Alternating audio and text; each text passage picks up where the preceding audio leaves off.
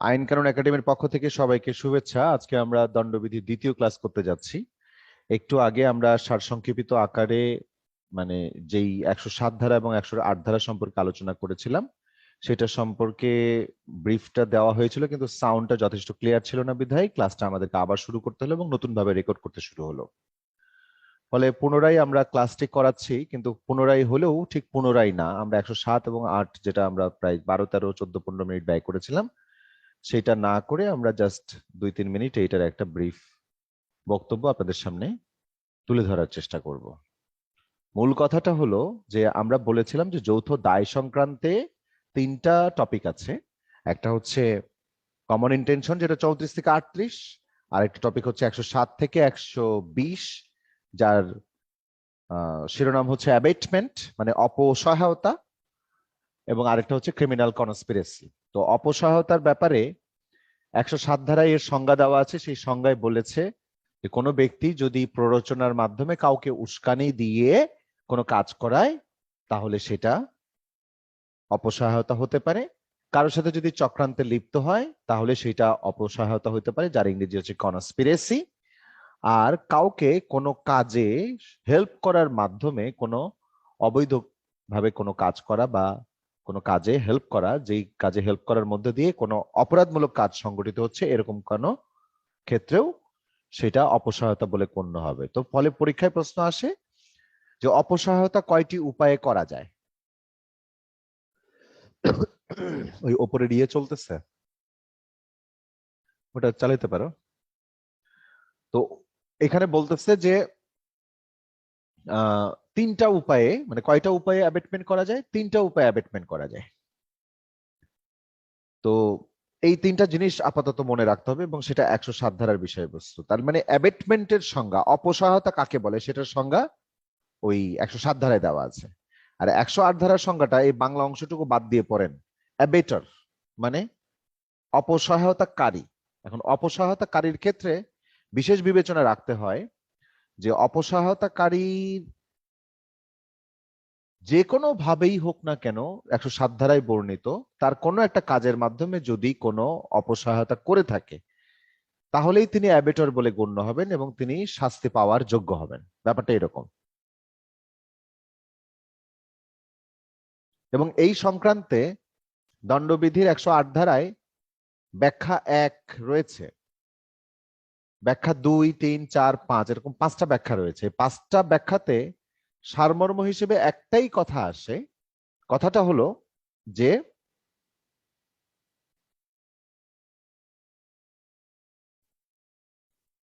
অপসহায়তাকৃত কাজটা যদি সংগঠিত নাও হয় তথাপি সেটাকে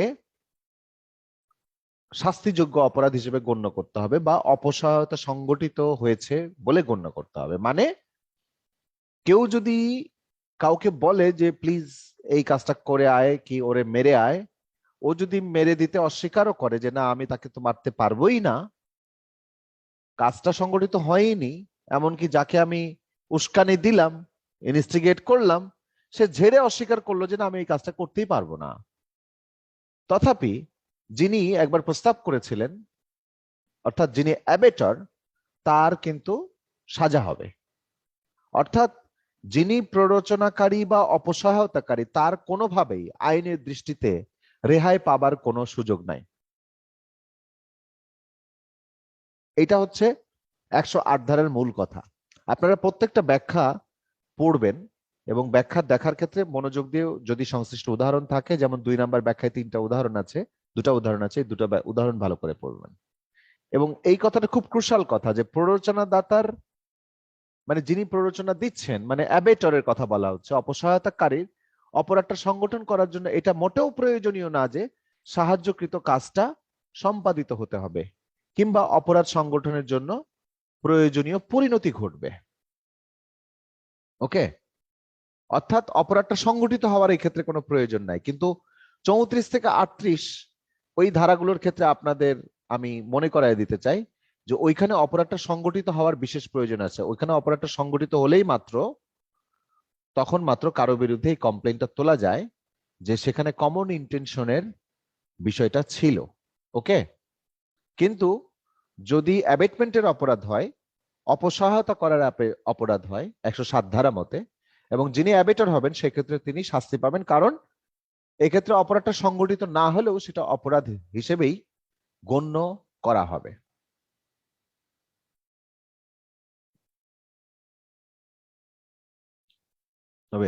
এখানে পরিষ্কার করে একটা উদাহরণ দেওয়া আছে যে ক গকে খুন করার জন্য খকে প্ররোচিত করে, খ কার্যটি করতে অস্বীকৃতি জানায়, ক খকে হত্যার প্ররোচনা দেওয়ার অপরাধে দোষী সাব্যস্ত হবেন। এরকম ব্যাখ্যা 3 বলছে যে দুষ্কর্মে সাহায্যকৃত ব্যক্তির আইনত অপরাধ সংগঠনের যোগ্য হওয়া প্রয়োজনীয় না। মানে হচ্ছে যিনি দুষ্কর্মে সহায়তা করছেন, অর্থাৎ যিনি কিনা অপসহায়তাকারী, এবং অপসহায়তাকারী যাকে কাজটা করার প্রস্তাব দিয়েছেন তিনি যদি একটা অপরাধ সংগঠনের জন্য যোগ্য ব্যক্তি নাও হয়ে থাকেন, তবুও অপসহায়তাকারীর শাস্তি থেকে কোনো রেহাই নাই। অর্থাৎ কোনো পাগলকে দিয়ে কাজ করিয়ে আমি মনে করতে পারি যে যেহেতু ওর কাজ করা কোনো অপরাধ না, সুতরাং আমিও অপরাধের দোষী সাব্যস্ত হব না, কিন্তু তা না। আমরা তো আগেই জেনেছি 2 নম্বর ব্যাখ্যায় যে অপরাধটা সংগঠিত না হলেও অপসহায়তাকারী দোষী সাব্যস্ত হবেন। এমনকি অপসহায়তাকৃত ব্যক্তিটি তিনি যদি অপরাধ সংগঠনের জন্য যোগ্য ব্যক্তি নাও হন, তথাপি ধরে নিতে হবে যে তিনি একজন সুস্থ ব্যক্তি হলে যেরকম অপরাধ হতো ঠিক একইভাবে অপসহায়তাকারী দায়ী হবেন, অ্যাবেটর দায়ী হবেন। এবং এটারও সুন্দর ক খ গ 3টা সুন্দর সুন্দর উদাহরণ দেওয়া আছে। তো আমরা যে দিক দিয়ে যাই না কেন, প্ররোচনাকারীর বা অপসহায়তাকারীর কোনোভাবেই কোনো দিক থেকেই কোনো রেহাই নাই। অর্থাৎ যেখানে যান, যেদিক দিয়ে যান, মূল অপরাধে প্ররোচনাকারীর কোনো রেহাই নেই আইনের দৃষ্টিতে। এরপরে 108 ক, এই যে এখানে একটা স্পেস দেখতে পাচ্ছেন না, এই স্পেসটা হবে না। হ্যাঁ, এই পিডিএফ দেখে আবার ভুল করে এরকম ভাবে লিখবেন না। 108 ক লাগালাগি করে লিখতে হবে, 108 এর পরে কোনো স্পেস ছাড়াই ক লিখতে হবে। হ্যাঁ, এখানে ভুল আছে। এখানে বলছে যে বাংলাদেশের বাহিরে অপরাধ সমূহে অপসহায়তা দান, অর্থাৎ বাংলাদেশের বাইরে যদি কোনো অপসহায়তা দেওয়া হয় সেটাও একটা অপসহায়তা বলেই গণ্য হবে। বাংলাদেশী নাগরিক ক তিনি গোয়ায় অবস্থিত, গোয়া মানে একটা ইন্ডিয়ার একটা জায়গার নাম, অবস্থিত বিদেশি নাগরিক খ কে গোয়ায় একটা খুন সংগঠনের জন্য প্ররোচিত করে, ক খুন সংগঠনের সহায়তা করার জন্য দোষী সাব্যস্ত হবে।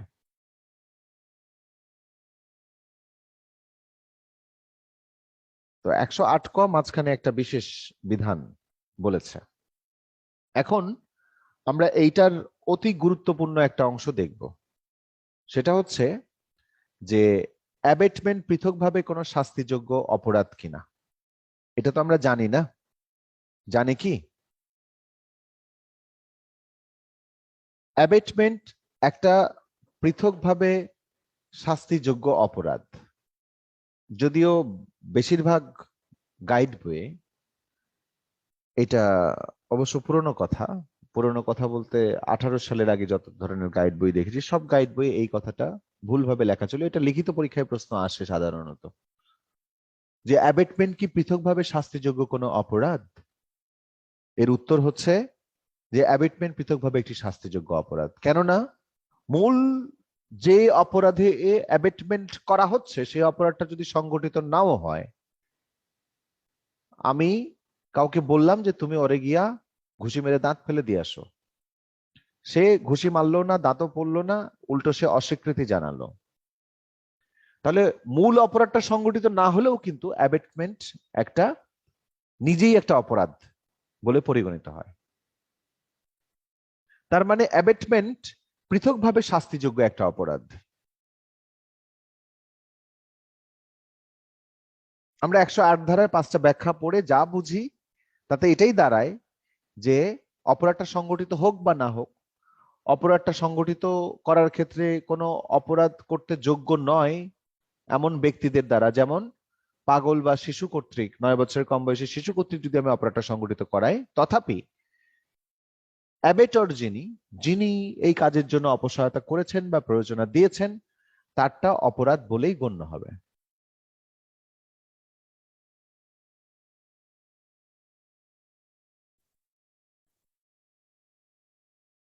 তাহলে মানে কোনো নেট চালাও না, হ্যাঁ মোবাইল ডাটা চালাও, অসুবিধা নাই। তো এইখানে ফলে বলছে এটাই যে, মানে আমরা বলতে চাচ্ছি এটাই যে অ্যাবেটমেন্ট একটা পৃথকভাবে শাস্তিযোগ্য অপরাধ, কিন্তু যিনি অ্যাবেটর হবেন তার শাস্তিটা কিভাবে নির্ধারিত হবে সেই সম্পর্কে বলছে 109 ধারায়। শুধু 109 ধারায় নয়, 109, 115 এবং 116 ধারা যদি আমরা একটু সামারি করে পড়ি, তাহলে আমরা সেই সংক্রান্ত একটা বিস্তারিত বিবরণ বা পরিচয় আমরা পাবো। তো 109 ধারাটা আমরা সবার আগে দেখি, একটু বুঝি, একটু মনোযোগ দিয়ে এই অংশটুকু করেন। মানে এইখানে 109, 115 এবং 116 এই 3টা ধারা বোঝার উপরে নির্ভর করছে যে আপনার অ্যাবেটমেন্টের পড়াটা আপনার হয়েছে কিনা। 107 ধারা, 108 ধারা, 109 এবং 115, 116, তাহলে অ্যাবেটমেন্টের বেসিকটুকু শেষ হয়ে যায়। 109 এর বক্তব্যটা হচ্ছে এরকম, বলছে যে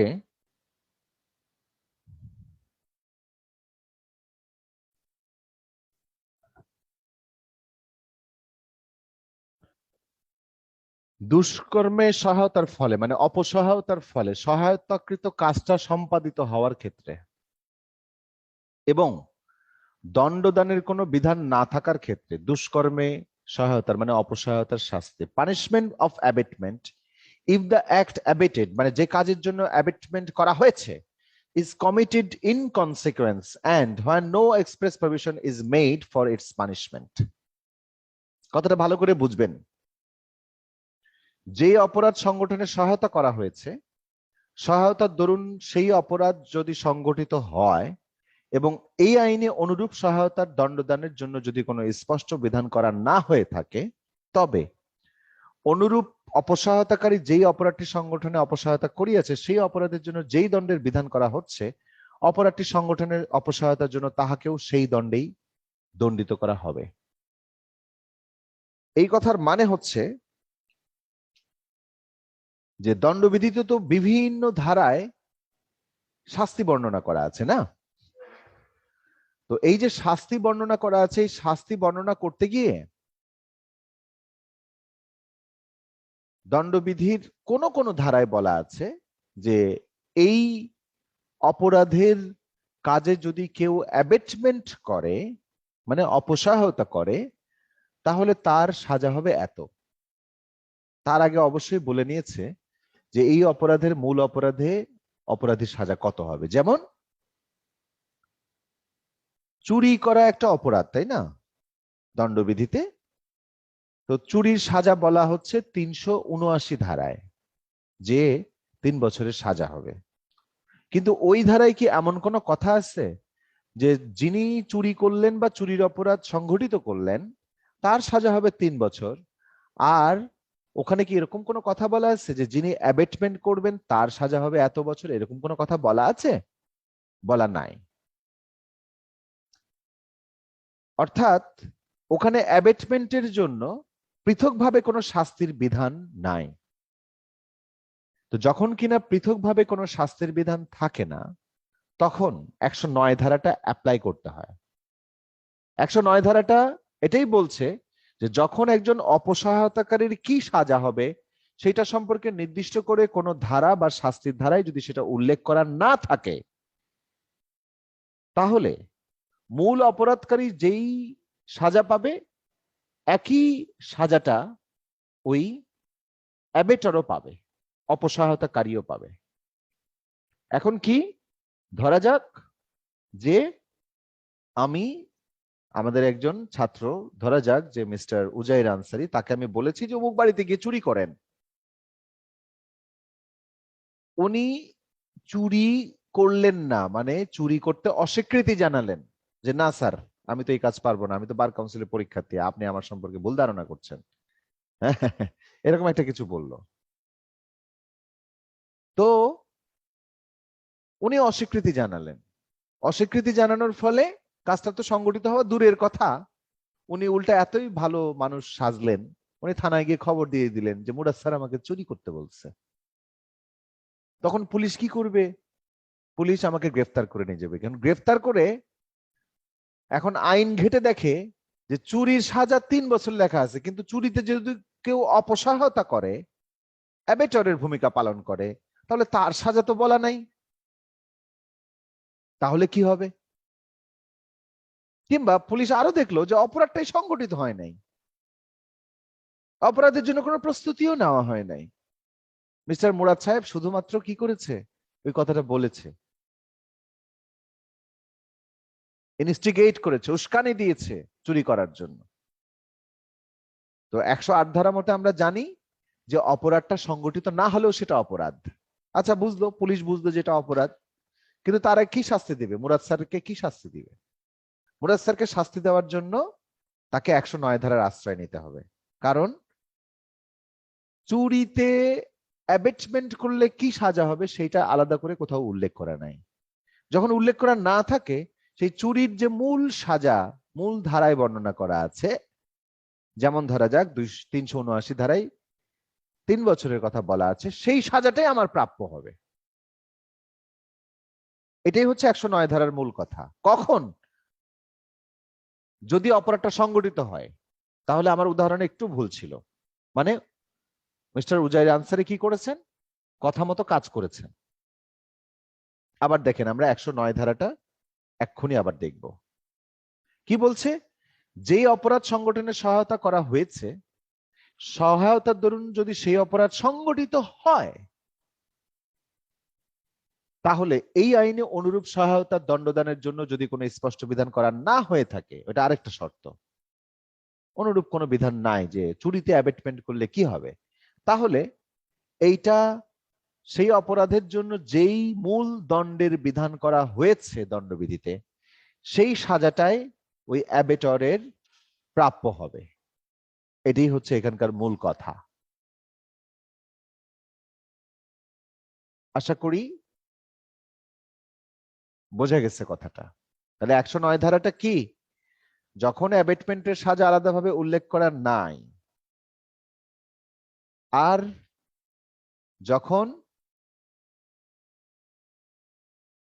কার্যটি সংগঠিত হয়, তখন অ্যাবেটরের সাজা হবে মূল অপরাধে বর্ণিত সাজার সমান বা মূল অপরাধকারীর বর্ণিত সাজার সমান। আশা করি 109 ধারার মূল যে স্পিরিট বা মূল যে কথা সেটা আপনাদের কাছে পরিষ্কার। এরকম ভাবে 115 ধারাটা আমরা একটু দেখব। 115 ধারায় বলছে,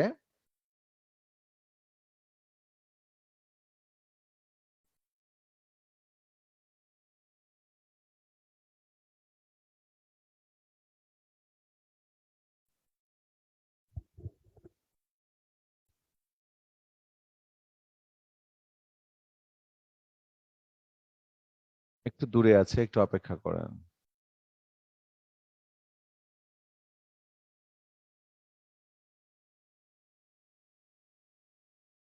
115 ধারায় বলছে, মৃত্যুদণ্ডে বা যাবজ্জীবন কারাদণ্ডে দণ্ডনীয় অপরাধের সহায়তা করণ বা প্ররোচনা দানের ফলে অপরাধ অনুষ্ঠিত না হলে, সহায়তার ফলে অপরাধটা অনুষ্ঠিত হলে।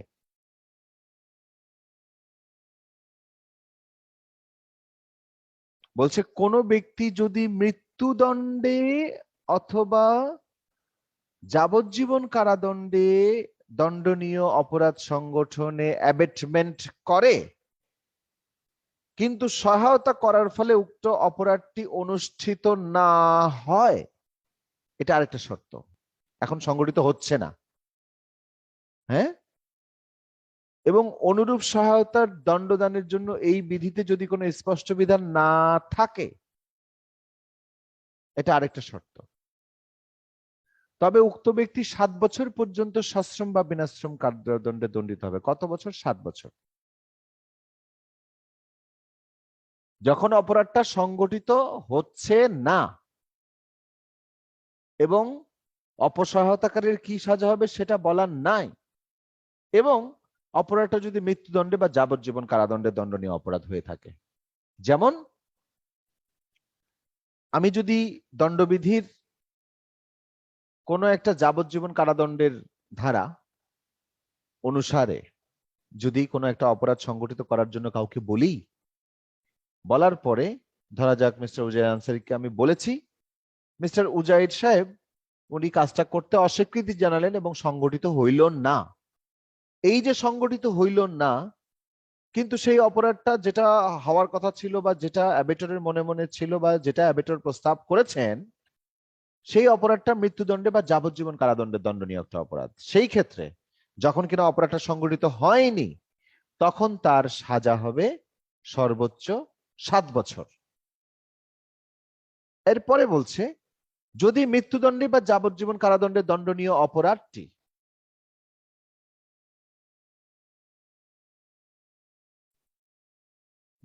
অপরাধটি যদি কাজটা সম্পাদিত হয়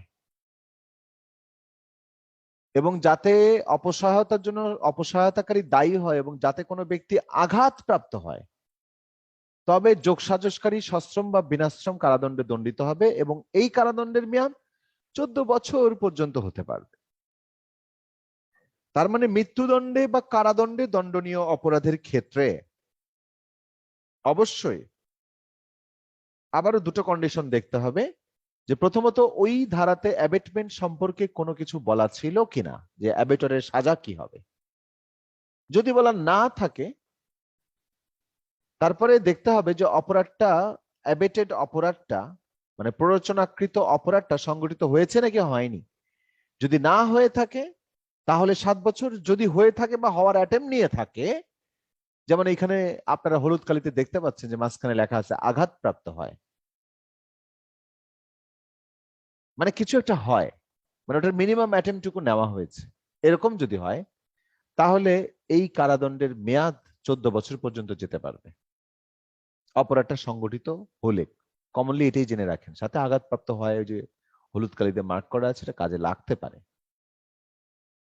এই গেল 115 ধারা, মৃত্যুদণ্ড এবং যাবজ্জীবন কারাদণ্ডে দণ্ডনীয় অপরাধ সমূহের বর্ণনার প্রসঙ্গে আসা।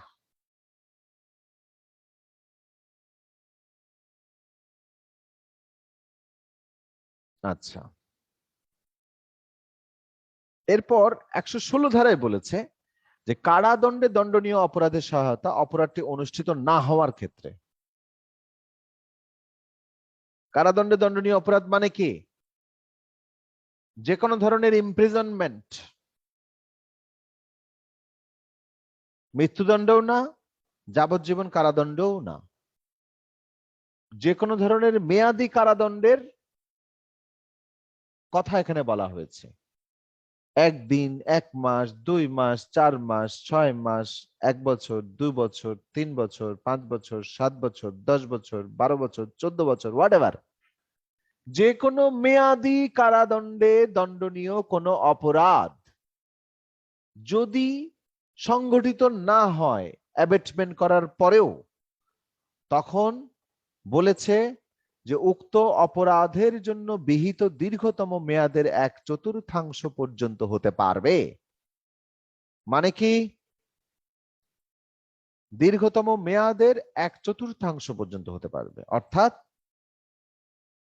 কোন একটা সাজার, সেই সাজার 4 ভাগের 1 ভাগ সাজা প্রদান করা যেতে পারে যদি যদি অপরাধটা সংগঠিত না হয়। কখন? যদি মেয়াদী কারাদণ্ডের কোনো বিষয়বস্তু সেখানে থাকে। এবং এইরকম ক্ষেত্রে যখন কিনা সংগঠিত হচ্ছে না, কিন্তু অ্যাবেটেড কাজটা যদি সরকারি কর্মচারীর প্রতি করা হয়, অর্থাৎ সরকারি কর্মচারীকে দিয়ে যদি আমি অ্যাবেটমেন্ট করানোর চেষ্টা করি, মানে দুঃখিত, একটা কাজ সম্পাদন করার চেষ্টা করি অ্যাবেটর হিসেবে, তখন সেটা সাজা আবার 1/4 হবে না, তখন সেটা অর্ধেক হয়ে যাবে। কারণ একজন রক্ষককে আমি ভক্ষক হওয়ার প্রস্তাব দিচ্ছি। আমি একটা পুলিশকে, যে পুলিশের কাজ হচ্ছে জনগণের নিরাপত্তা বিধান করা বা জনগণের পক্ষে কাজ করা, সেই পুলিশ যখন কিনা আমার কোনো কথায় প্ররোচিত হয়ে কোনো কাজ করতে যাচ্ছে, কিন্তু বা প্ররোচনা দিয়েছি কিন্তু কাজটা সে সংগঠিত করতে অস্বীকৃতি জানাইছে, সেই ক্ষেত্রে আমার সাজাটা, আমি যে অপরাধটা করার জন্য প্ররোচনা দিয়েছিলাম সেই অপরাধের যে মূল সাজা, সেই সাজার অর্ধেক সাজা অ্যাবেটর হিসেবে আমি পাবো। তো এইটার একটা সাম আপ অতি সংক্ষেপে আমাদের এই প্রকাশিতব্য বইয়ে আছে, আমি সেইখানে একটু যাই এবং আপনাদেরকে দেখাই। আপনারা আশা করি বিষয়টা পারলে স্ক্রিনশট নেওয়ার জন্য প্রস্তুতি নেন, মানে এখনই বোঝার জন্য, কিন্তু এটা তো বই আকারে এই মাসের শেষ নাগাদ হাতেই পাবেন ইনশাআল্লাহ।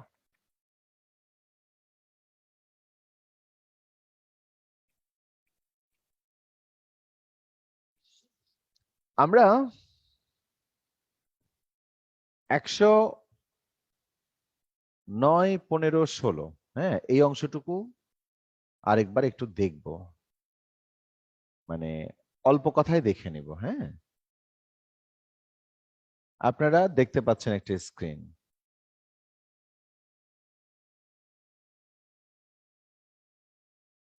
আমি একটু আমার এটাকে পিন করি, ওয়েট। আপনারা দেখেন যে এখানে বলা হচ্ছে 109 ধারার মূল কথা, অপসহায়তার শাস্তি কোন শাস্তি সংক্রান্ত ধারায় অনুল্লেখিত যদি থাকে, সেই ক্ষেত্রে মূল অপরাধের যে শাস্তি তার সমান শাস্তি প্রযোজ্য হবে। 115 ধারায় আমরা পড়লাম, মৃত্যুদণ্ডে বা যাবজ্জীবন দণ্ডে দণ্ডনীয় অপরাধের ক্ষেত্রে যখন কিনা অপসহায়তা করা হলেও অপরাধটি শেষ পর্যন্ত সংগঠিত না হয়, তখন সর্বোচ্চ 7 বছরের সশ্রম বা বিনাশ্রম কারাদণ্ড ও অর্থদণ্ডের শাস্তি প্রাপ্য হবে।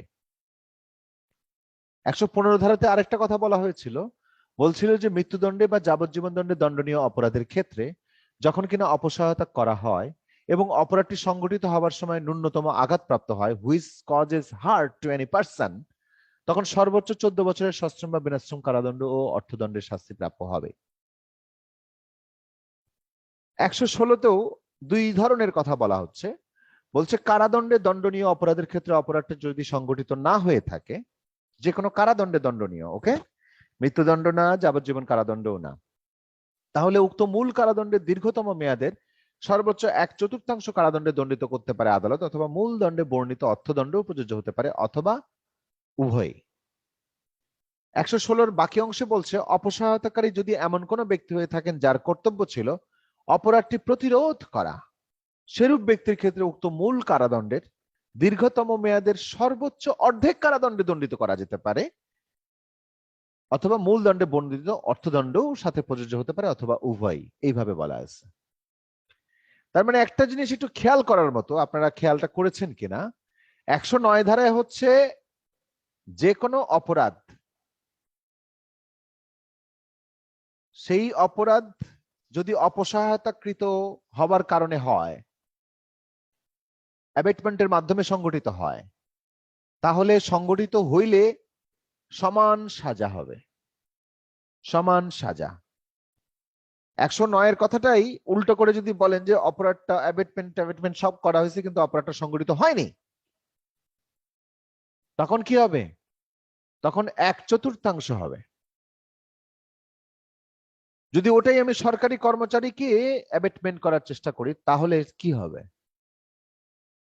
তাহলে সেটা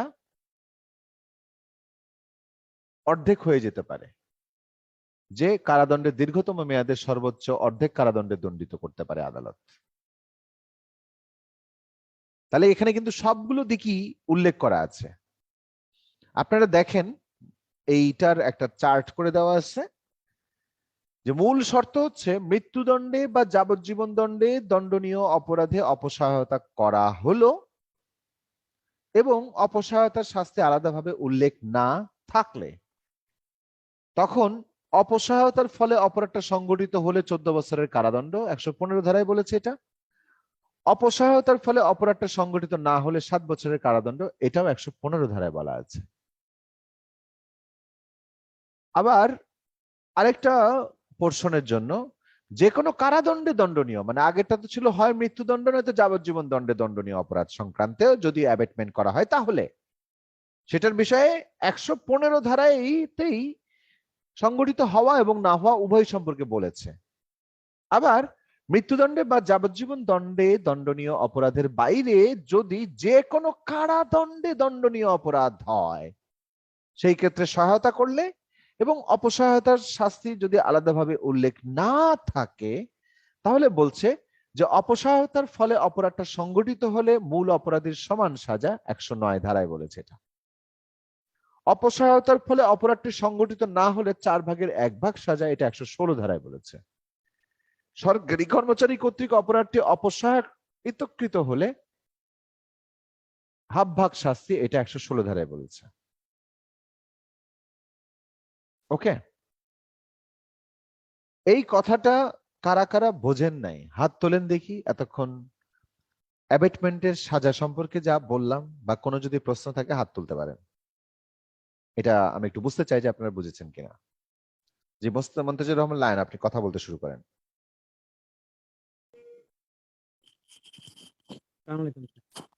স্যার এইখানে যে 116তে যে বলছে যদি সরকারি কর্মচারী কর্তৃক সহায়তাকারী, মানে সরকারি কর্মচারীকে দিয়ে যদি কোনো অপসহায়তা করায়, যদি স্যার সরকারি কর্মচারী যদি অন্যকে দিয়ে অপসহায়তা করায় সেই ক্ষেত্রে কি স্যার একই শাস্তি হবে?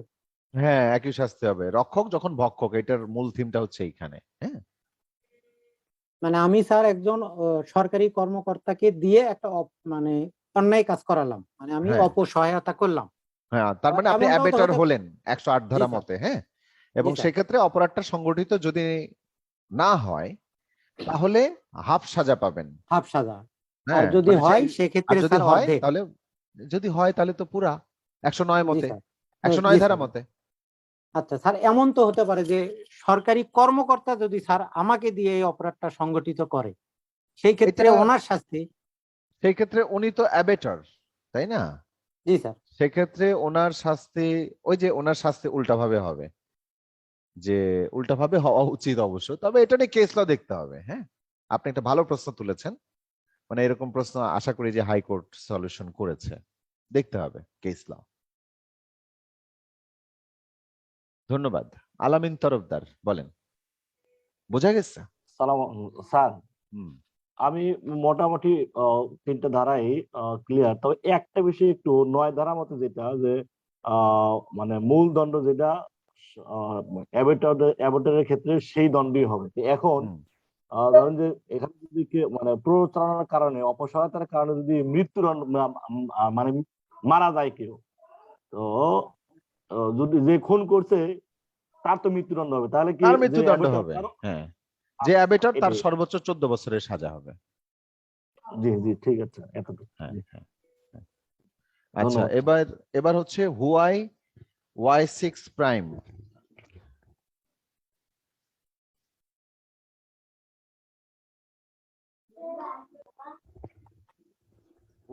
Y6 prime. আচ্ছা, কোনো কথা বলছেন না। মেহরাজ বেগম সেলিনা বলেন।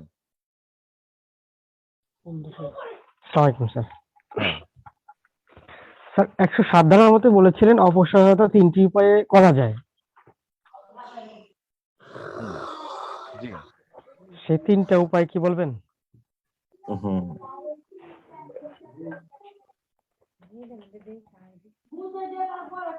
তিনটা উপায় 107 ধারায় বলা আছে। একটা হচ্ছে কনস্পিরেসি, একটা হচ্ছে ইনস্টিগেট করা। এই কার মাইক চলতেছে এরকম? আলামিন তরফদার, আপনিও মাইক বন্ধ রাখেন।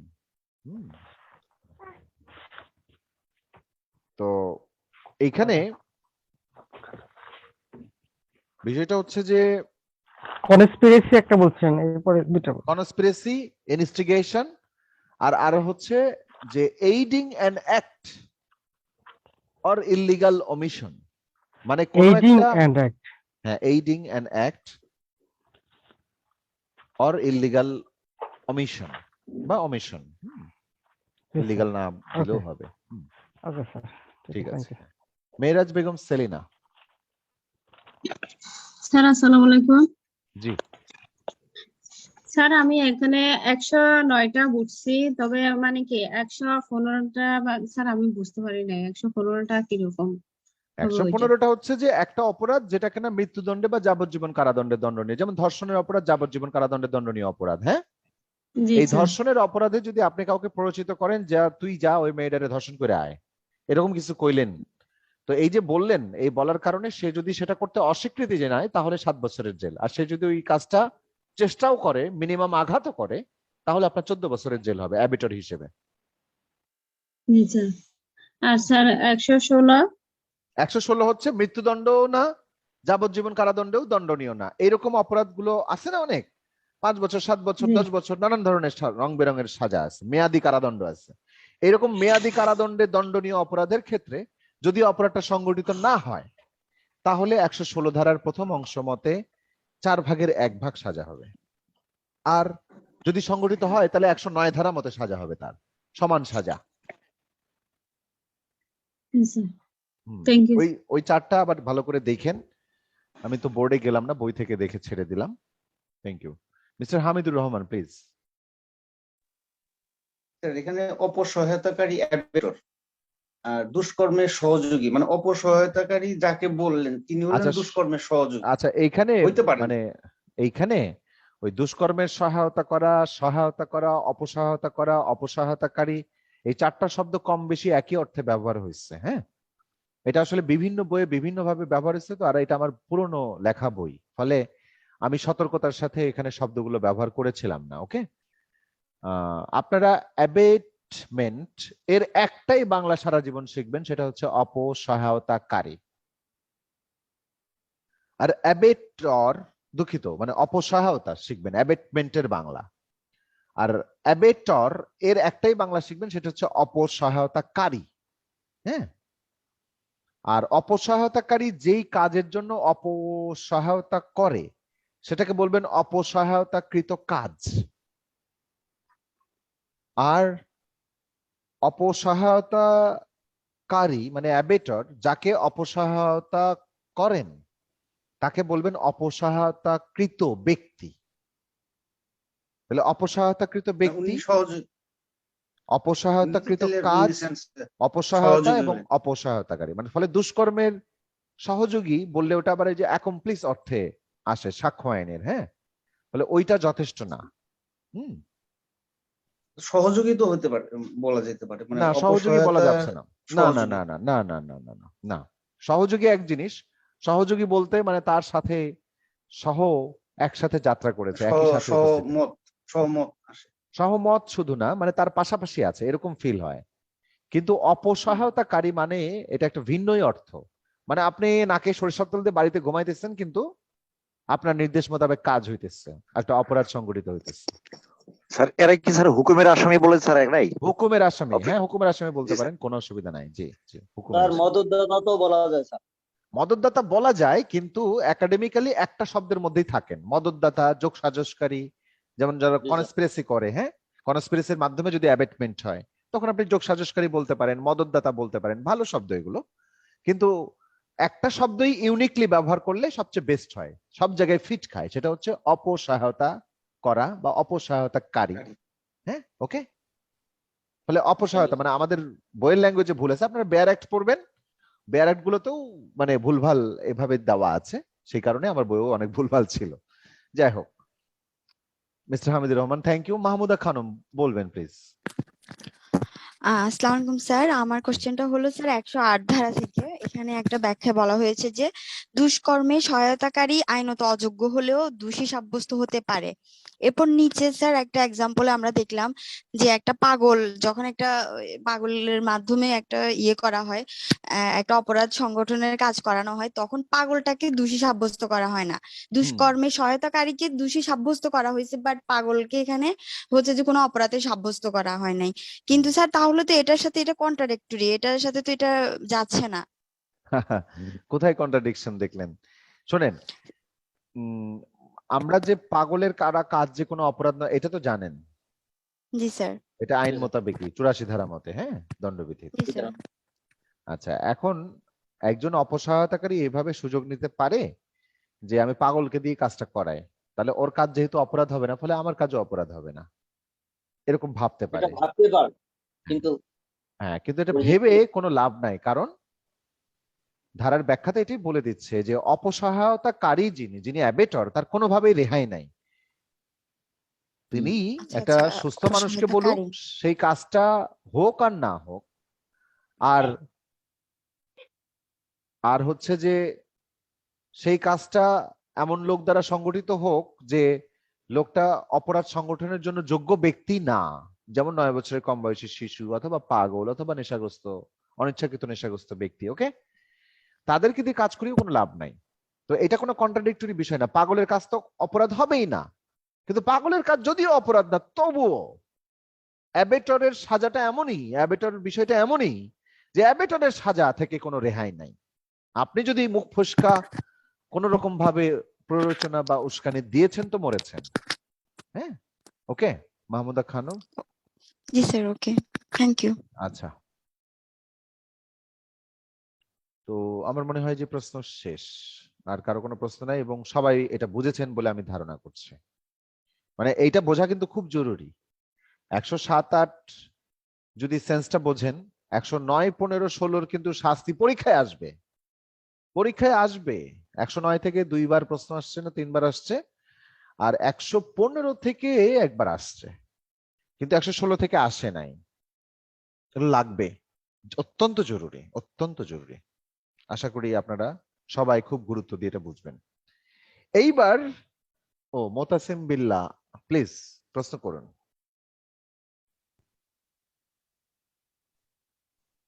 কই প্রশ্ন, কই বলেন, শুনবো তো। কোনো প্রশ্ন নাই, ওকে ডান। কোনোভাবে আমরা তার কথা শুনতে পাচ্ছি না, হোয়াট এভার। আমরা এইবার দণ্ডবিধির 120 ক এবং 120 খ বুঝবো।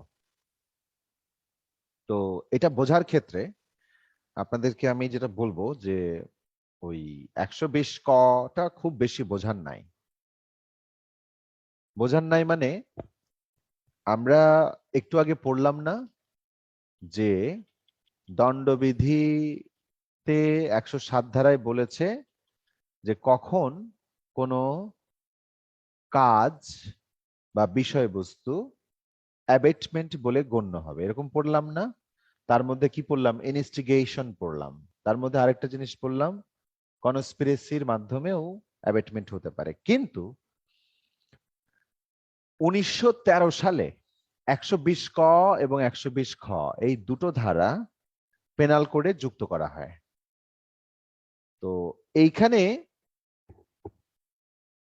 120 ক ডেফিনেশন অফ ক্রিমিনাল কনস্পিরেসি এই শিরোনামে এখানে বলেছে, বলার সময় বলেছে 2 বা ততোধিক ব্যক্তি যদি একটা বেআইনি কাজ করে অথবা যে কার্যটি বেআইনি নয় এমন একটা কাজ বেআইনি উপায় করার জন্য কিংবা কার্যটি যাতে সম্পন্ন হয় তার জন্য সম্মত বা একমত হয়, তবে অনুরূপ সম্মতি বা ঐক্যমত্যকে অপরাধমূলক ষড়যন্ত্র বলে।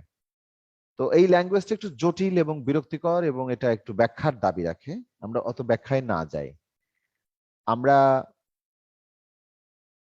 আমরা তো এমনিতে জানি যে ষড়যন্ত্র কাকে বলে। আপনারা কয়েকজন মিলে, এক বা একাধিক লোক মিলে কি করছেন? ফুসুফাসু করছেন যে ওই বাড়িতে ডাকাতি করবেন কিংবা ওখানে বোমা মারবেন কিংবা ওই ব্যক্তিকে আজকে বাসায় যখন ফিরবে তার রাতের আধারে ওকে গুরুতর জখম করবেন বা খুন করবেন। তো এইটা হচ্ছে ষড়যন্ত্র। এই ষড়যন্ত্র করার সময় যদি কোনোভাবে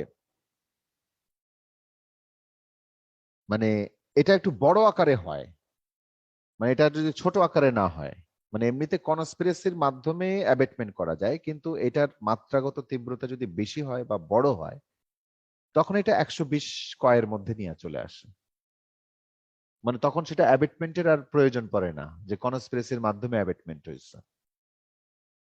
এখন অ্যাবেটমেন্টের সময় জেনারেলি কনস্পিরেসি হয়ই, মানে কাউকে যখন আমি অপসহায়তা করছি তখন তার সাথে প্রচুর প্রচুর করে আমি প্ল্যান করছি না যে তুই কিন্তু কাজটা এইভাবে করিস ওইভাবে করিস, করছি, কিন্তু আমি তাকে মোটিভেট করেছি বটে, কিন্তু সে কিন্তু একটা কনস্পিরেসিতে পার্টিসিপেট করছে। আমি প্রথমে তাকে ইনস্টিগেট করেছি, প্ররোচিত করেছি, উস্কানি দিয়েছি, একটু পরে ও এমন ভাবে পার্টিসিপেট করছে যেন কাজটা তার নিজের, তার মানে ষড়যন্ত্রে শরিক হয়ে গেছে। ওকে, তো ওইভাবে করে কিন্তু দেখা যায় যে অ্যাবেটমেন্টের মধ্যে সামহাউ কনস্পিরেসির উপাদান থাকে। কিন্তু ধরেন ডাকাতি করার জন্য 10 জন মিলে বসছে যে আমরা অমুক বাড়িতে আজকে ডাকাতি করব, বা আগামী শুক্রবারে গিয়ে ডাকাতি করব, কি রোববারে বাড়িতে কেউ থাকবে না, ওই দিন গিয়ে ডাকাতি করব। তাহলে এই অপরাধমূলক ষড়যন্ত্র, এইটা অপরাধ সংগঠিত করার উদ্দেশ্যে কি কিভাবে হইতে পারে সেটা সম্পর্কে বলছে, সেটা সংজ্ঞাটা দেওয়া আছে এখানে। জরুরি 120 ক যে সংজ্ঞার ধারা, এইটা মনে রাখতে হবে। আর 120 খয়ে একটা শাস্তির বিষয়ে বলা আছে। শাস্তির বিষয়টা খুব মনোযোগের সাথে দেখতে কত হবে। পৃষ্ঠা স্যার? পৃষ্ঠার নাম্বারটা স্যার? এইটা যদি আপনি ওই আমাদের এই আপনার পিডিএফ বইতে তো স্যার? জি স্যার, আপনার 100 বই। পৃষ্ঠাতে 99 পৃষ্ঠা। আচ্ছা 100 পৃষ্ঠায় চলে যান। হ্যাঁ, আমরা এই যে 100 পৃষ্ঠা এখনই চলে যাচ্ছে। 120 খ এই অংশটা একটু দেখেন এবার। 120 খয়ে বলছে অপরাধমূলক ষড়যন্ত্রের সাজা, ক্রিমিনাল কনস্পিরেসির সাজা। এটা কিন্তু খুব ইম্পর্টেন্ট। 120 খ খুব, কোন ব্যক্তি যদি মৃত্যুদণ্ড, যাবজ্জীবন কারাদণ্ড অথবা 2 বছর বা তার বেশি মেয়াদের সশ্রম কারাদণ্ডে দণ্ডনীয় অপরাধ সংগঠনের জন্য পরিকল্পিত অপরাধমূলক ষড়যন্ত্রে শরিক হয়। আবার পড়বেন লাইনগুলো, মৃত্যুদণ্ড, যাবজ্জীবন কারাদণ্ড অথবা 2 বছর বা তার বেশি মেয়াদের, 4টা কথা পাওয়া গেল। তাহলে মৃত্যুদণ্ড পাইলাম, যাবজ্জীবন কারাদণ্ড পাইলাম, 2 বছরের বেশি কারাদণ্ড পাইলাম, বা 2 বছর কারাদণ্ড পাইলাম। তার মানে এই পুরো কথাটাকে একটা কথায় সাজানো যায় না, যে 2 বছর বা তার বেশি কারাদণ্ডে দণ্ডনীয় অপরাধের ক্ষেত্রে একবারে বলে দিলে হয় না, হয় কিন্তু। আচ্ছা, 2 বছর বা তার বেশি কারাদণ্ডে দণ্ডনীয় অপরাধের ক্ষেত্রে কেউ যদি ক্রিমিনাল কনস্পিরেসি করে এবং যদি এই বিধিতে অনুরূপ ষড়যন্ত্রের সাজাদানের জন্য কোনো স্পষ্ট বিধান না থাকে, তবে সেই ব্যক্তি অনুরূপ অপরাধ সংগঠনে অপসহায়তা করলে তাকে যেভাবে সাজা প্রদান করা হতো, এই ক্ষেত্রেও তাকে সেভাবে সাজা প্রদান করা হবে। কি বিপদ! মানে আলাদা করে বলে নাই যে কত সাজা প্রদান করতে হবে, বলেছে অ্যাবেটমেন্টের নিয়ম। অ্যাবেটমেন্টের নিয়ম কোথায় কোথায় বলা আছে? 109, 115, 116। সেটা তো অ্যাবেটমেন্টের জন্য বলেছে। অ্যাবেটমেন্টের কি কি ভাগ ছিল? মৃত্যুদণ্ডে বা যাবজ্জীবন কারাদণ্ডে দণ্ডনীয় অপরাধের ক্ষেত্রে যদি অপরাধটা সংগঠিত হয়, যদি অপরাধটা সংগঠিত না হয়। আর ওইটা বাদে অন্যান্য কারাদণ্ডে দণ্ডনীয় অপরাধের ক্ষেত্রে যদি অপরাধটা সংগঠিত হয়, যদি অপরাধটা সংগঠিত না হয়। এই তো ওই সেম জিনিসই ক্রিমিনাল কনস্পিরেসির বেলাতেও অ্যাপ্লিকেবল হবে, যদি অপরাধটা, যেই অপরাধটার জন্য ক্রিমিনাল কনস্পিরেসি করা হচ্ছে, তার সাজা যদি 2 বছর বা তার বেশি মেয়াদের কোনো অপরাধ হয়। তাহলে ক্রিমিনাল কনস্পিরেসির সাজা 109, 115 এবং 116 অনুসারে হবে যদি 2 বছর বা তার বেশি মেয়াদের কারাদণ্ডে দণ্ডনীয় কোনো অপরাধের উদ্দেশ্যে অপরাধমূলক ষড়যন্ত্র বা ক্রিমিনাল কনস্পিরেসি করা হয়। তাহলে 2 বছরের কম হলে কি হবে? ওটা 2 বছর বা তার বেশি। 2 বছর এর কম এবার হিসাব করতে হবে। 2 বছরের কম এরকম কোন পেনাল কোডে সাজা আছে যেই সাজাটা হচ্ছে 1.5 বছরের সাজা, 19 মাসের সাজা, 14 মাসের সাজা? কোথাও লেখা আছে? এরকম কোন সাজা কোথাও বলা নাই। তার মানে কি হলো? 2 বছরের কম হলে তার মানে 1 বছরের কারাদণ্ডে দণ্ডনীয় অপরাধ, অথবা 6 মাসের কারাদণ্ডে দণ্ডনীয় অপরাধ, অথবা 4 মাসের কারাদণ্ডে দণ্ডনীয় অপরাধ, অথবা 3 মাসের কারাদণ্ডে দণ্ডনীয় অপরাধ, অথবা 2 মাস, অথবা 1 মাস, অথবা কি 1 দিন। এই তো। তো তাই যদি হয়, তাহলে যদি এরকম হয় যে 2 বছরের কম কারাদণ্ডে দণ্ডনীয় অপরাধ সংগঠনের উদ্দেশ্যে কেউ ক্রিমিনাল কনস্পিরেসি করেছে, তাহলে তার সাজা নির্দিষ্ট করে বলতে হবে। ওখানে বলেছে, ধারায় বলেছে, 120 খ ধারায় বলেছে 6 মাসের সাজা হবে। ধারাটা দেখব। প্রথমে বলেছে 2 বছর বা তার বেশি মেয়াদের যাবজ্জীবন হোক আর মৃত্যুদণ্ড হোক, এরকম ক্ষেত্রে ক্রিমিনাল কনস্পিরেসি করলে অ্যাবেটমেন্টের যা নিয়ম ছিল জাস্ট সেই নিয়ম অনুযায়ী এটা চলবে, প্রথম কথা। আর দ্বিতীয় কথা হচ্ছে, বলছে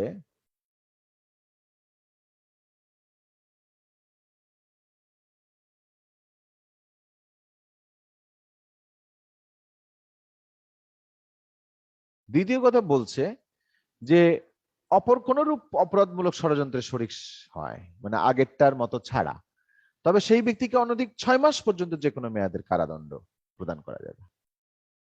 তাহলে ক্রিমিনাল কনস্পিরেসির ক্ষেত্রে সাজাটা কিন্তু 2 ভাবে সুন্দর করে বর্ণনা করা আছে।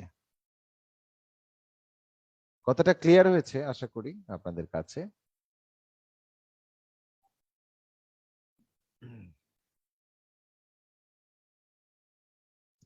তাহলে আমরা যৌথ দায় সম্পর্কিত, আচ্ছা ক্লাসে আমি, আচ্ছা মনি নামে যিনি আছেন একটু মাইক্রোফোনটা অন করেন তো, আমি কিছু পড়া ধরবো, দেখি কি অবস্থা। মনি, মানে এটার আর আলাদা করে আপনাদের রিভিশন ক্লাস কি নিব, দেখি মনি বলেন। মাইক্রোফোন বন্ধ। আবুল হোসেন সুজন, মাইক্রোফোন খোলেন। আবুল হোসেন সুজন।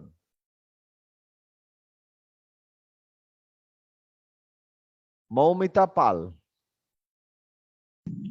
Yes sir. আপনি আমাদেরকে বলেন যে যদি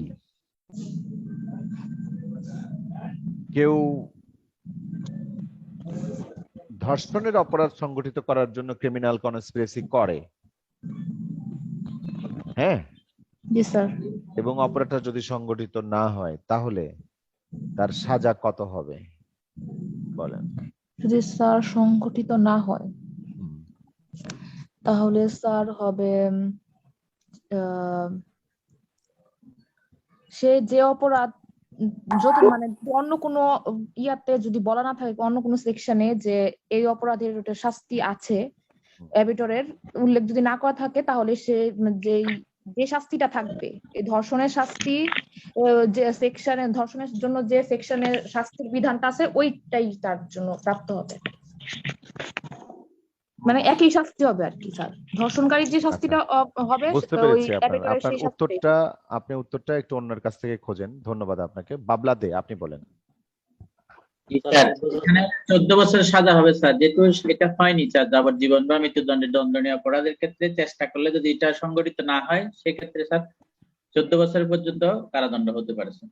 সংগঠিত না হলে 14 বছর, আর সংগঠিত হলে 28 বছর।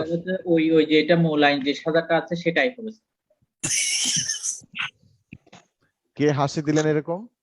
মিস্টার শফিকুল ইসলাম সরকার, আপনি দেখি উত্তর দেন। দেন উত্তর দেন, মানে হাসছেন কেন? উত্তর দেন। সাজা হবে স্যার, যেহেতু জি 14 বছর। 14 বছর হবে না স্যার, 7 বছর হবে স্যার। 7 বছর হবে। আচ্ছা আচ্ছা, বাবলা দে, আপনি বুঝতে পেরেছেন প্রবলেমটা কোথায় হয়েছে? উনি সঠিক উত্তর দিয়েছেন, শফিকুল ইসলাম সরকার সঠিক উত্তর দিয়েছেন। বাবলাদা বুঝতে পেরেছেন কিনা? জি স্যার। আচ্ছা, ছোট্ট একটা ভুল হয়ে গেছে। হ্যাঁ, অপরাধটা সংগঠিত হলে 14 বছর হতো, অপরাধটা যেহেতু সংগঠিত হয়নি সেই কারণে এটা 7 বছর। Good, very good. Joynal Abedin ভাই পেরে গেছেন, বেশ ভালো। মৌমিতা পাল, আপনি বুঝতে পেরেছেন উত্তরটা? জি স্যার। স্যার প্যাচ লেগে গেছিল। প্যাচ লেগে গেছিল। আচ্ছা, প্যাচ এরকম লাগবে, অসুবিধা নাই, এখন একটু প্যাচ লাগুক, ভবিষ্যতে যেন না লাগে, তাহলেই হয়। মিস্টার জাহিদুল ইসলাম,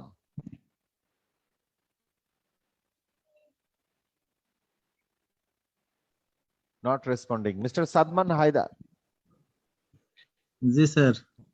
আপনি আমাদেরকে বলবেন স্যার কোনটা স্যার? বলেন যে আপনারা দুই বন্ধু মিলে আপনাদের একটা দোকান আছে, বুঝছেন, যেখানে কাপড় বিক্রি করেন। তো আপনি গজ ফিতার মাপে কম দিলেন, তো তাতে আপনার 1 বছরের সাজা হওয়ার কথা, বুঝছেন, কোনো মাপে কম দিলে। তো এইটা বিষয়ে আপনারা ক্রিমিনাল কনস্পিরেসি করেছেন, তাহলে আপনার সাজা সর্বোচ্চ কত হতে পারে? 6 মাস স্যার। আচ্ছা, যদি অপরাধটা 2 বছরের সাজা হতো তাহলে কত হতো? 2 বছরের যদি বেশি হতো তাহলে শাস্তি হতো স্যার। যদি 2 বছর হতো, 2 বছরের বেশি টেশি বলিনি আমি, বলি 2 বছর হতো তাহলে কি হতো? স্যার ওইখানে সাজাটা কত দেয়া ছিল সেটা তো স্যার খেয়াল নাই। মূল সাজা তো 2 বছর মানে বললাম। স্যার যাবজ্জীবন মৃত্যু বা 2 বছর বা 2 বছরের বেশি হলে যে সাজাটা হবে স্যার ওইটা। স্যার এই যে একটা সেইটা পুলিশের কত, হাতে যেটা সেইটা নির্ধারণের নীতিটা কি সাদমান হায়দার, আমি সেটাই জানতে চাচ্ছি। আচ্ছা, এই মানে ইয়ে আছেন কল্পতরু, মানে ইয়ে আমাদের তানজিনা মান্নান আছেন? স্যার এটা অ্যাপয়েন্টমেন্টের বিধান অনুযায়ী হবে স্যার। তানজিনা মান্নান আছেন? আমি যাকে বলি তা, হ্যাঁ প্লিজ আপনি বলেন না। ধরেন 2 বছরের কারাদণ্ডে দণ্ডনীয় একটা অপরাধের জন্য আপনারা ক্রিমিনাল কনস্পিরেসি করেছেন, তাহলে সাজাটা কিভাবে নির্ধারিত হবে বলেন? যদি সেটা 2 বছর হয় তাহলে আমি যে অপরাধটার জন্য ক্রিমিনাল কনস্পিরেসি করেছি ওই অনুরূপই সাজা হবে। আহা, আমি তো এটা বলেই দিলাম যে এটার সাজা হচ্ছে 2 বছর। তাহলে এটা ক্রিমিনাল কনস্পিরেসির ক্ষেত্রে এর সাজাটা কিভাবে নির্ধারণ করবেন?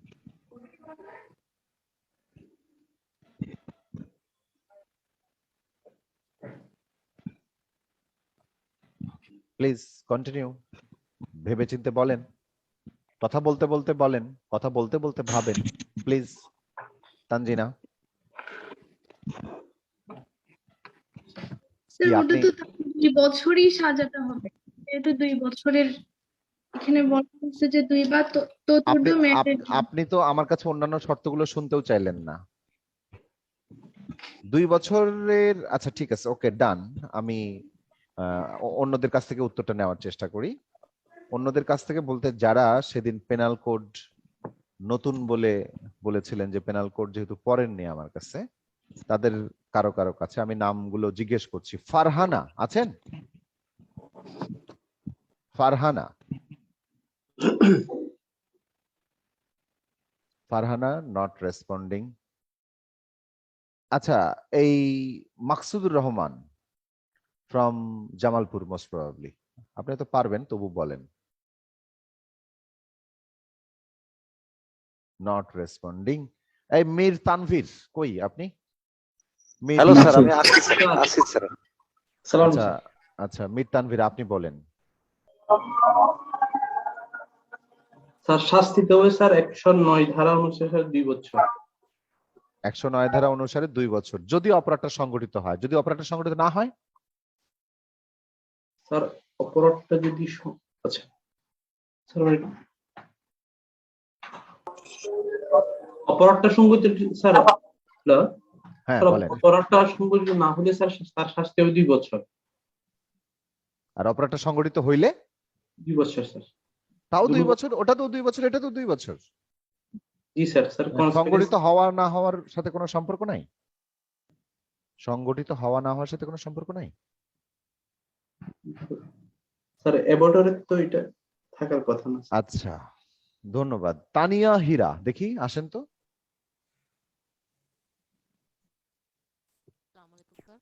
হ্যাঁ, মাইক্রোফোনটা কাছে নিয়ে বলেন, এটার উত্তর কি হবে? মৃত্যুদণ্ড, যাবজ্জীবন অথবা 2 বছরের কারাদণ্ড, এটা যদি অপরাধটা সংগঠিত না হয়। না অপরাধটা হলে হ্যাঁ, সংগঠিত হইল না ধরেন, কিন্তু ক্রিমিনাল কনস্পিরেসি করেছেন, হ্যাঁ, তাহলে কি হবে? মৃত্যুদণ্ড আর যাবজ্জীবনের ক্ষেত্রে যদি অপরাধটা সংগঠিত না হয় তাহলে 7 বছর হইব। না, আমি বললাম যেটা 2 বছরের কারাদণ্ডের দণ্ডনীয় অপরাধ। আচ্ছা, আপনি বোধহয় প্রশ্নটাই বুঝতে পারেননি, স্টিল নাও প্রশ্নটা বহুবার বললাম। আচ্ছা, স্নিগ্ধা দি আপনি আছেন? স্নিগ্ধা দি, স্নিগ্ধা দিদি আছেন? চলে গেলে হবে দিদি,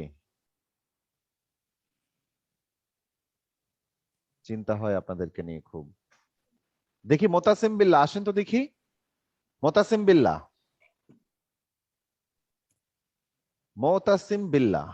নট রেসপন্ডিং। মিস্টার রুকন মেহরাজ বেগম সেলিনা বলবেন, প্লিজ বলেন দেখি। হ্যালো, আচ্ছা মোতাসিম বিল্লাহ, পরে আসতেছি আমি। মেহরাজ বেগম সেলিনা বলেন। স্যার, কোনো ব্যক্তি যদি মৃত্যুদণ্ড বা যাবজ্জীবন কারাদণ্ড অথবা 2 বা ততোধিক বছরের সশ্রম কারাদণ্ডে দণ্ডনীয় কোনো অপরাধের জন্য মানে কি সহায়তা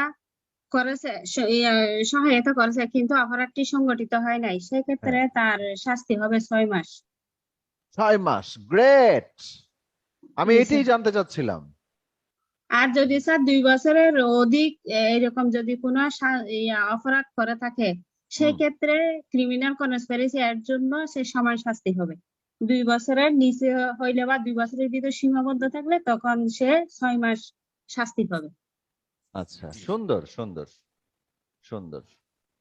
তাহলে আমরা আমাদের আলোচনা থেকে মানে আবার আপনারা একটু মনোযোগ দিয়ে বোঝার চেষ্টা করেন, সেটা হচ্ছে আমরা আমাদের 120 ক্ষয়ে বলেছে 2 বছর বা তার অধিক কারাদণ্ডে দণ্ডনীয় অপরাধের ক্ষেত্রে কি হবে যদি অপরাধটা সংগঠিত হোক বা না হোক, অথবা আরেকটা শর্ত গুরুত্বপূর্ণ হচ্ছে যে অপরাধটার জন্য ক্রিমিনাল কনস্পিরেসির সাজা আলাদাভাবে উল্লেখ করা নাই, তাহলে কি হবে? তাহলে অবশ্যই অ্যাবেটমেন্টের নিয়ম অনুসারে সাজা নির্ধারিত হবে। এখন 2 বছরের কারাদণ্ডে দণ্ডনীয় অপরাধ, সেই অপরাধটার জন্য আপনারা ক্রিমিনাল কনস্পিরেসি করেছেন কিন্তু অপরাধটা সংগঠিত করেননি এখনো, তার মানে অপরাধটা সংগঠিত হয়নি। তার মানে কি, এটা কারাদণ্ডে দণ্ডনীয় একটা অপরাধ, মেয়াদি কারাদণ্ডে দণ্ডনীয় একটা অপরাধ। মেয়াদি কারাদণ্ডে দণ্ডনীয় অপরাধের ক্ষেত্রে অ্যাবেটমেন্টের নিয়মটা কি? অ্যাবেটমেন্টের নিয়মটা হচ্ছে 116 ধারায় বলা আছে এবং 109 ধারায় বলা আছে। যদি অপরাধটা সংগঠিত হইতো তাহলে সমান সাজা হইতো, আর যদি অপরাধটা সংগঠিত না হয় তাহলে 4 ভাগের 1 ভাগ, 2 বছরের 4 ভাগের 1 ভাগ কত হয়? 6 মাস। ক্লিয়ার? এইভাবে করে গুনে গুনে আপনাদেরকে এইটা বিবেচনা করতে হবে। আশা করি ব্যাপারটা বুঝতে পেরেছেন। তারপরও আমি প্রশ্ন ধরবো। আব্দুল্লাহ আল নোমান সাহেব আছেন? আব্দুল্লাহ আল নোমান সাহেব, not responding. Mr. Hamidur Rahman,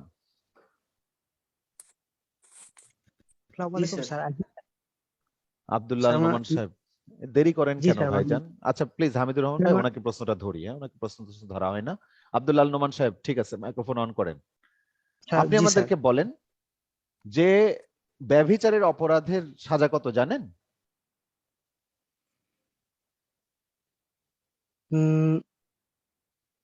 ব্যভিচারের অপরাধের সাজা তো বলতে পারতেছি না স্যার।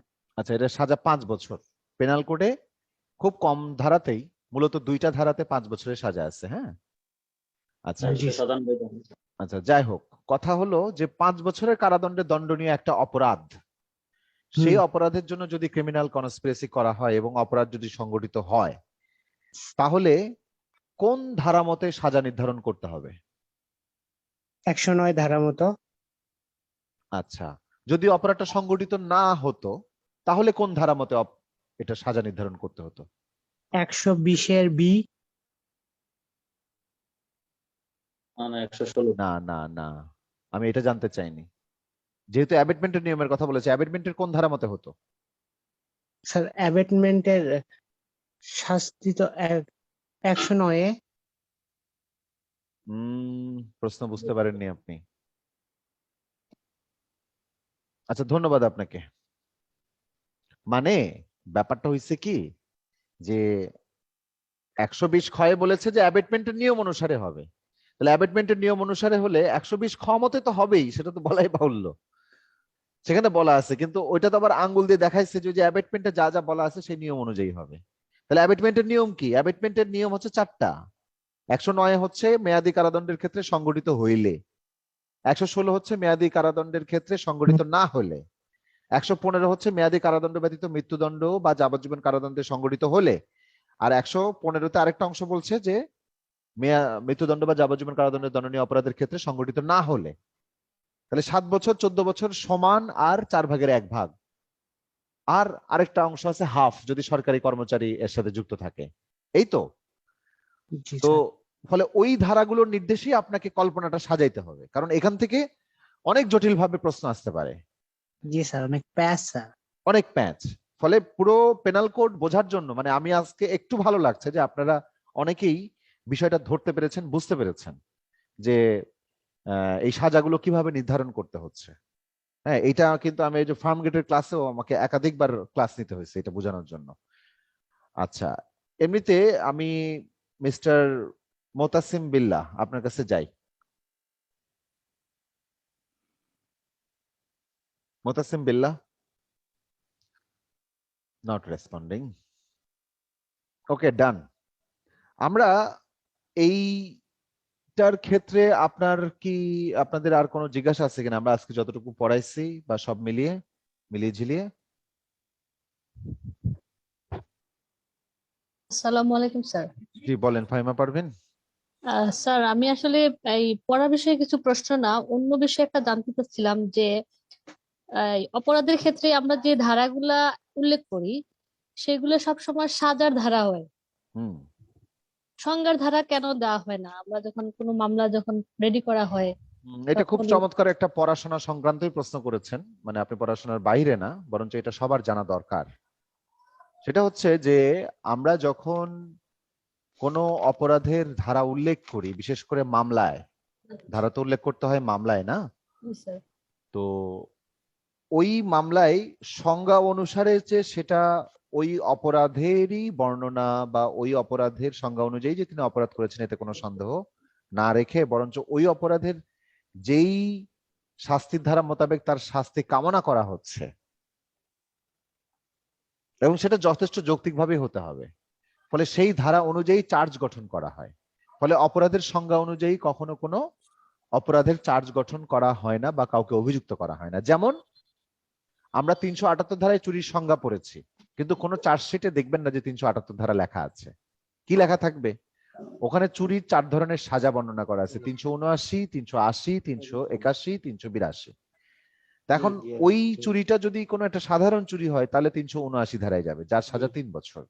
ওই চুরিটা যদি বাড়ির চাকর বা কোনো প্রতিষ্ঠানের কর্মচারী কর্তৃক হয় তাহলে সাজাটা যাবে হচ্ছে 381 যাবে। ওকে, মানে চাকর কর্তৃক চুরি। আর ওই সম্পত্তিটা যদি চুরি হয় কোনো সম্পত্তি হেফাজতের স্থান থেকে, নিরাপদ স্থান থেকে, তাহলে সেটা চার্জ গঠন হবে 380 ধারায়, যে সম্পত্তি হেফাজতের স্থান থেকে চুরি হয়েছে। মানে ওই ধারা দিয়েই বুঝতে হবে যে তার সাজাটা কত কামনা করা হচ্ছে। তদন্তে মাধ্যমে পুলিশ রিপোর্ট দিতে পারে, একটা ফরিয়াদিও তার অভিযোগ জানাইতে পারে। ওকে, জি স্যার, ধন্যবাদ। মৈত্রী কাফি, আপনি বলেন।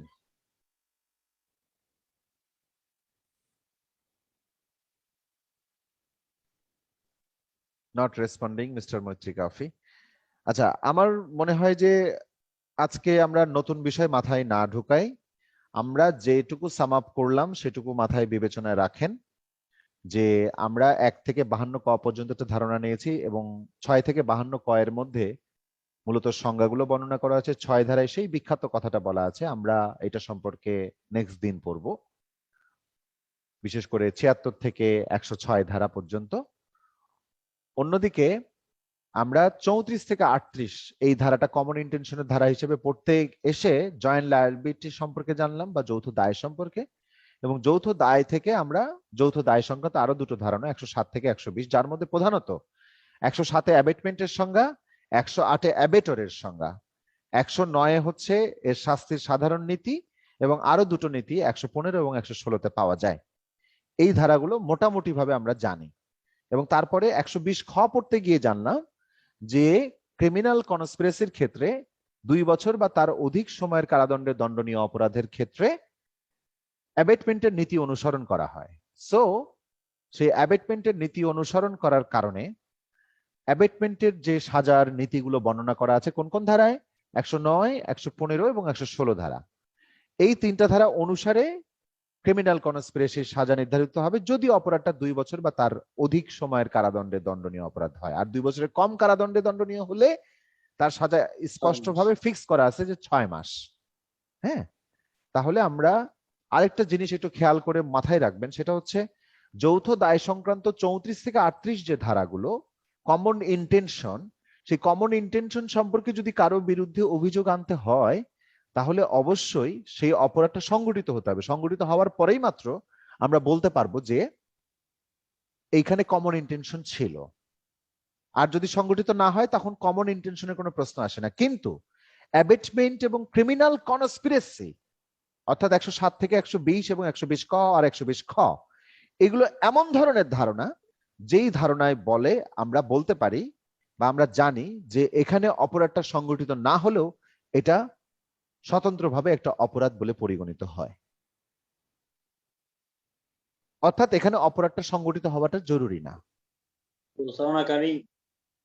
আচ্ছা আচ্ছা, এরপরে এই কথাটা একটু মনে রাখবেন। আর হচ্ছে যে এই তো মূল কথা। আচ্ছা, এর মধ্যে আমরা রেকর্ডিংটা স্টপ করি।